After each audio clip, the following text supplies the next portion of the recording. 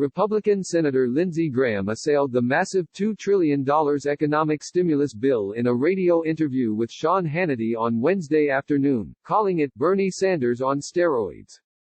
This is Bernie Sanders on steroids. This is Bernie Sanders running away, he said on the program, referring to the Democratic presidential candidate. He could not win at the ballot box, but he's winning in this bill. The coronavirus rescue package triggered a storm of criticism among 4 Republican senators, who argue that expanded unemployment benefits in the legislation disincentivizes people from working. If this is not a drafting error, then this is the worst idea I've seen, Graham said on Wednesday. They called it a massive drafting error that carried devastating consequences for the economy in a joint statement, and said they would oppose fast-tracking the mammoth economic legislation unless their concerns were addressed. The bill would add $600 per week onto a jobless person's benefits for up to 4 months. It includes provisions expanding the safety net for gig workers and freelancers, who have taken fierce hits in the economic fallout resulting from the coronavirus. Most states pay benefits for around 26 weeks, per the New York Times.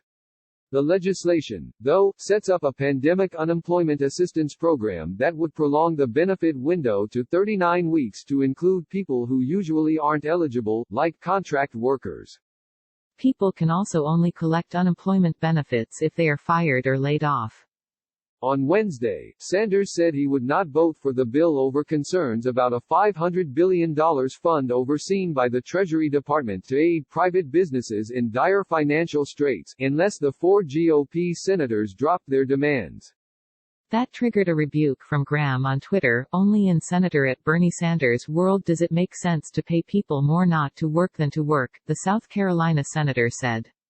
In a follow-up tweet, Graham said the federal government should cap unemployment benefits at a worker's full salary.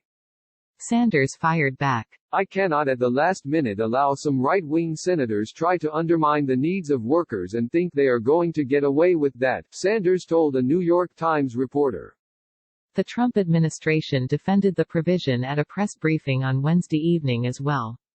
Treasury Secretary Steven Mnuchin said many states used antiquated equipment to dispense benefits and lawmakers simply didn't have time to design a customized program given the severity of the crisis. This was the only way we could assure that the states could get money out quickly and in a fair way. So we used $600 across the board, Mnuchin said. I don't think it'll create incentives. Most Americans, they want to keep their jobs.